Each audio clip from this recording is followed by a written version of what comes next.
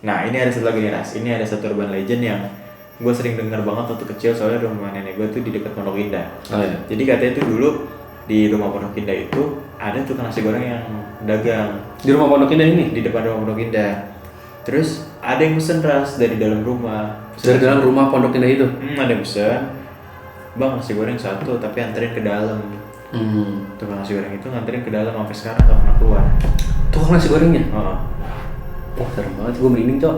serius. Gue merinding seriusan. Sampai sekarang gak pernah keluar. Ini bukan karena video, serius.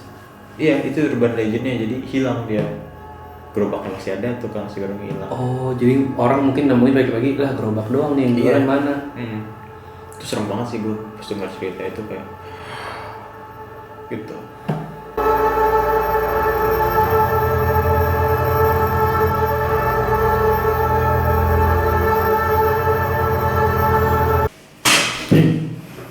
Oke, halo semuanya.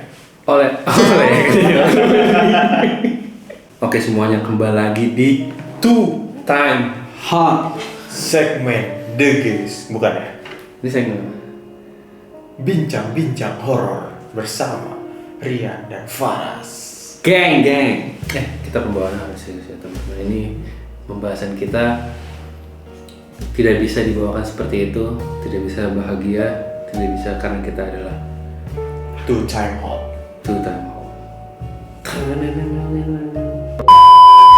Oke, jadi kita di sini pengen membahas 6 rumah horor di Indonesia. Ini bukan rumah yang ini ya, bukan rumah-rumah hantu, bukan gitu. Rumah hantu kan wisata lah ya. Ini rumah yang beneran horor kata orang-orang dan kata warganet. Jadi, list gue ini sebenarnya dari sumbernya namanya okezone.com. Kita salut dulu ya. Terima kasih sudah membuat website seperti ini. Belum ada platform videonya, kita buat aja nih. Kita referensinya dari website tersebut ya adik-adik. Jadi itu kayak reaction okezone.com. Iya, reaction rumah-rumah horor dari list okezone.com. So the first is dari the first atau dari terakhir dulu? Yang pertama. Oke.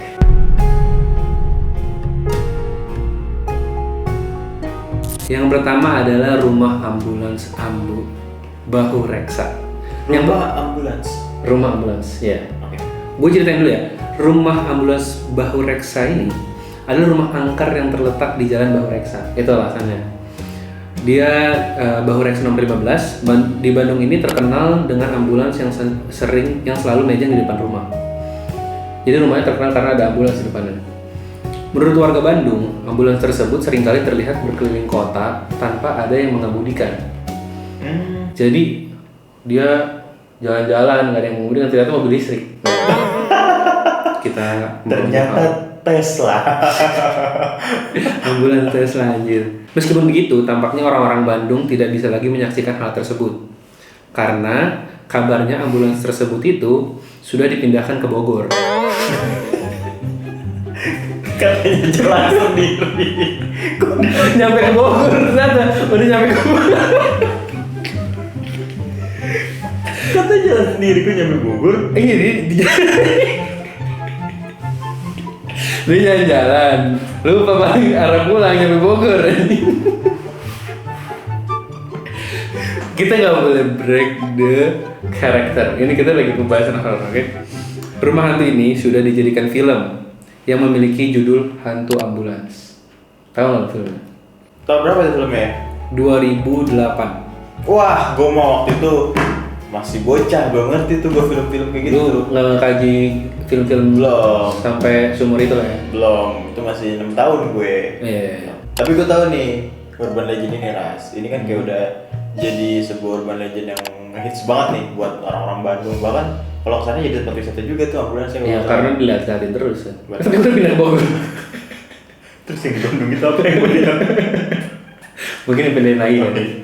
Menurut lu cukup seram atau malah lucu atau gimana? Enggak, ini tuh yang di highlight itu rumah hantunya apa ambulansnya sebetulnya Ras? Enggak, jadi rumah ini berhantu. Dikenal karena ada ambulansnya. Jadi namanya rumah ambulans Bahu Reksa. Oh, jadi ambulansnya udah dipindahin. Bahu Reksa karena nama jalannya, ambulansnya karena di depan rumahnya ada ambulans. Jadi ambulansnya udah dipindahin ke Bogor, tapi rumah hantunya masih tetap jadi rumah hantu. Iya. Gitu. Lore-lorenya dari orang-orang Bandung, dia ngelihat kalau mobilnya itu jalan sendiri. Karena padahal kayaknya udah bertahun-tahun juga itu nggak bisa jalan juga nggak sih? Jadi kenapa bisa jalan terus sendiri lagi dia, nggak berdua? Kan takutnya kena tilang. Kalau gitu kita lanjut list yang kedua.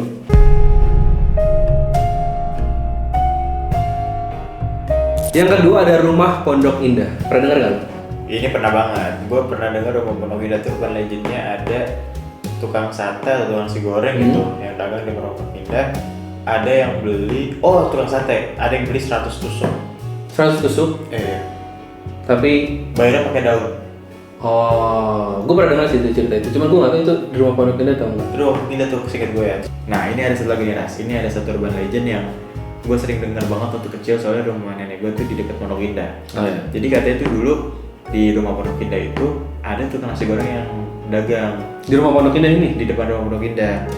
Terus ada yang pesen Ras dari dalam rumah. Dari dalam Rumah Pondok Indah itu. Ada yang pesen, bang nasi goreng satu tapi anterin ke dalam. Tukang nasi goreng itu nganterin ke dalam sampai sekarang nggak pernah keluar. Tukang nasi gorengnya. Oh, Wah serem banget, gue merinding cok. serius. Gue merinding seriusan. Sampai sekarang nggak pernah keluar. Ini bukan karena video, serius. Iya itu urban legendnya jadi hilang dia. Gerobaknya masih ada, tukang nasi goreng hilang. Oh, jadi orang mungkin nemuin pagi-pagi lah gerobak doang nih, yang jualan mana? Itu serem banget sih gue pas dengar cerita itu kayak gitu. Jadi rumah ini menjadi salah satu rumah yang paling angker di Indonesia. Berlokasi di Jakarta Selatan, ya kan Pondok Indah. Disinyalir pernah menjadi tempat pembantaian sebuah keluarga. Selain itu, banyak warga sekitar pernah diganggu oleh para penunggunya. Rumah tersebut kabarnya masih merupakan rumor yang simpang siur lah. Soal itu cuman ya ibaratnya kan kita nggak punya bukti konkret kan, kayak ceritanya bener apa enggak, cuman simpang siur dari warga-warganya aja. Dan rumah ini juga pernah difilmkan ya. Lu kan anak film nih. Nah kalau itu gue tahu rumah Pondok Indah. Jadi film ini dibuat tahun 2006. Justru yang lebih lama yang gue tahu Iya. ya. Jadi lebih lama lagi dari 2008 gue nggak tahu, 2008 gue tahu. Oke, tapi gue tahu tuh film. Nah, tapi menurut sumbernya nih, rumahnya udah diratakan, udah nggak ada. Iya memang. Oh, tanahnya berarti rumah masih rata aja. masih ada aja, cuman nggak tahu sekarang nih. Coba nanti kita browsing ya. Ini serem juga nggak sih apa yang Karena udah banyak banget ininya Ceritanya. cerita-cerita gitu kan. Yang beli tanahnya pun juga atau pemilik tanahnya pun juga ngeri-ngeri sedap buat bangun lagi gitu Iya. kan. Serem sih yang lo ceritain tadi aja. Dia masuk dan tidak pernah kembali, jangan-jangan dia masuk ke Insidious ya. Dunia Insidious tau nggak lo? Iya, bisa jadi kan. Terus juga ini yang pembantaian itu memang beneran ada Ras. Maksudnya kalau beneran ada kan artinya ada catatan kepolisian, Iya. ada arsip-arsip atau cuma legenda doang Ras. Kalau menurut sumber yang dikatakan ini cuman simpang siur. Jadi cerita dari warga-warga sekitar tapi belum ada bukti konkret kayak laporan polisi atau segala macamnya. Coba nanti ya kita cari ya ini beneran ya sih sebenarnya. Menurut kalian gimana guys? Mungkin kalian ada yang warga Ada Pondok yang Indah? tahu kan? Iya, Coba warga Pondok komen Indah di atau bawah. pernah ngoprek? Kalian bisa komen di bawah.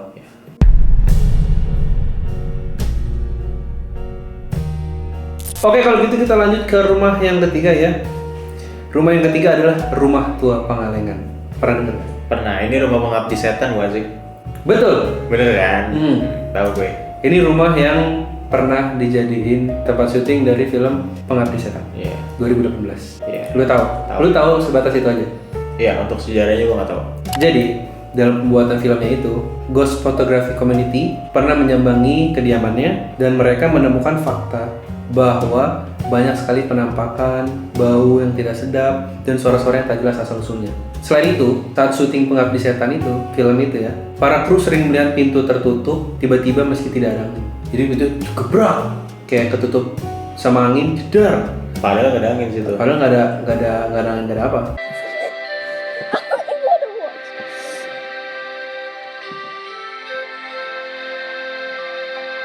Lovely day in the country. Right, it's a lovely day. Yang keempat, Rumah Gurita Bandung. Siapa yang pernah dengar? Gue pernah dengar nih. Ini juga top banget nih dulu nih. Rumah ada patung gurita di atasnya kan. Betul. Itu dia emang gampang lah dikenalin.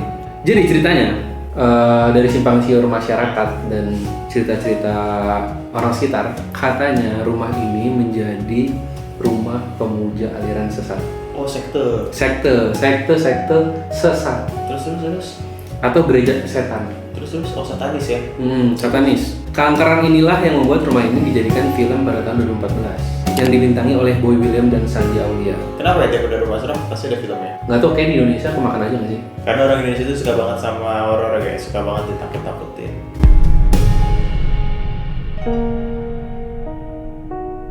Yang kelima, Rumah Kentang Bandung. Siapa yang tidak tahu? Gue tahu nih, rumah Bandung? kentang itu ceritanya nih kan ada orang ngerebus kentang tapi anaknya kecemplung situ ya nggak sih? Ya, terus anaknya jadi kentang. Tang kentang anomali ini adalah anomali yang sangat menyeramkan. Jadi rumah kentang ini terletak di Jalan Aceh di Bandung. Kalau dilihat dari luar mah, rumahnya kelihatan damai, bersih. Biasa aja rumah biasa, rumah warga biasa. Dikelilingi oleh karangan asri yang cukup besar. Namun, di balik ketenangan rumah tersebut, tersimpan cerita-cerita rakyat yang menyedihkan nih. Jadi, ceritanya seorang ibu meninggalkan kentang yang sedang direbus pada malam hari. Dan anaknya yang masih kecil tak sengaja tercebur ke dalamnya. Benar kayak yang lo ceritain itu berarti akurat. Beredar juga kabar bahwa terdapat fenomena mistis yang dimana di rumah ini sering mengeluarkan bau kentang pada malam hari. Jadi orang-orang yang lewat terus bau kentang, ya ada yang jual kentang balado. Sama.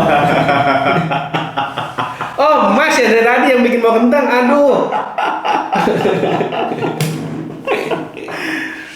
Bukan kentang balado. Bukan kentang balado. Mas kentang balado. Kentang Mustafa. Salah juga. Tapi nih ngomong-ngomong soal horor, gue punya cerita horor sebenarnya. Apa lagi nih? Lucu nih. Enggak serius. Oh, serem-serem. Enggak, serius. Jadi ada cerita, ada seorang laki-laki lah. Ini cerita apa ya namanya ya? Cerita legenda lah. Jadi ada seorang laki-laki, dia miskin banget. Dia nggak punya duit segala macam, kerjanya kagak jelas lah. Terus dia akhirnya dapat pekerjaan sebagai tukang gali kubur. Tukang gali kubur ini kuburan. Nah, karena dia udah bertahun-tahun di sana, akhirnya ya, setelah udah simpang siur kerjaan kagak jelas, akhirnya dia kerja di situ lama tuh, selama kurang lama 3 sampai 5 tahun. Akhirnya dia tahu kan, kayak ini kuburan orang Islam, kuburan orang Kristen, kuburan orang ini, orang Tionghoa segala macam lah. Nah, jadi tuh dia tuh kakeknya tuh kelilit utang, diturunin ke anak-anaknya karena nggak bisa bayar. Nah, terus akhirnya kan ada beberapa warga atau budaya yang orang tuh dikubur tapi dengan kekayaannya, kayak pakai cincin emas, pakai kalung berlian segala macam. Nah, karena dia udah kepepet banget tuh, akhirnya dia gali kuburan itu buat ngambil perhiasannya. Nyolong dong nih dia. Nyolong dari ada kan zaman sekarang ya, bukan zaman sekarang, namanya tuh bandit kuburan gitu lah, ngambilin pemakaman ya, dibongkar di lagi. Jadi dia ngegali, terus ini kuburan baru nih, jadi belum padat lah tanahnya, jadi bisa digali pakai skop. Digali, akhirnya setelah dikubur malamnya digali, diambil perhiasan masih ada, diambilin, dijual. Dia jual semua barangnya itu, tapi satu persatu. Akhirnya kan gak ada yang curiga kan. Terus dari situ, dari duit-duit yang dia dapetin dari jual-jual perhiasan itu, dia pakai buat bayar hutang, tutup tuh, bayar hutang ketutup. Terus dia pakai buat bisnis. Bisnis, gue kurang tahu bisnis apa, tapi dia pakai buat bisnis. Akhirnya dia sukses.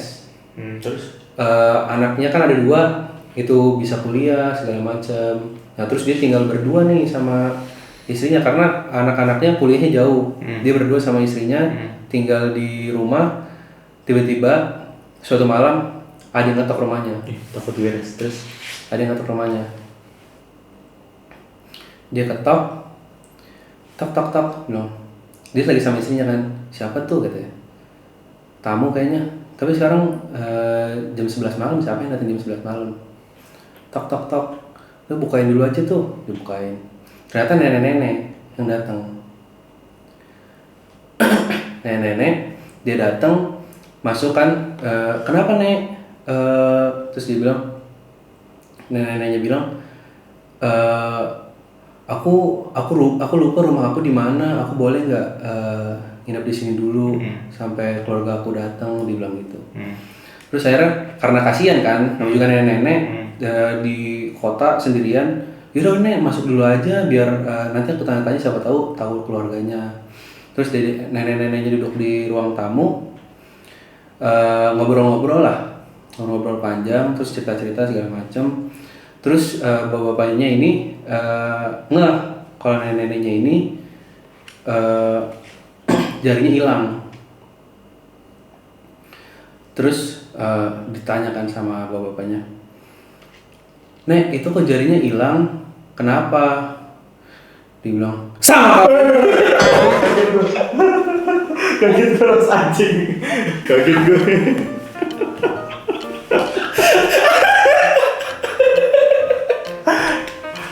Gue diceritain sama temen abang gue dan gue nangis pas masih bocah anjing gara-gara kaget. Terima kasih yang sudah menonton. Inilah 5 list dan cerita-cerita horor dari kita berdua. Tuh. Bagi kalian yang suka cerita-cerita horor, hal-hal mistis, boleh subscribe atau follow, tergantung kalian nonton di platform mana. Terima kasih yang sudah menonton. See you on the next video. Bye bye. Bye.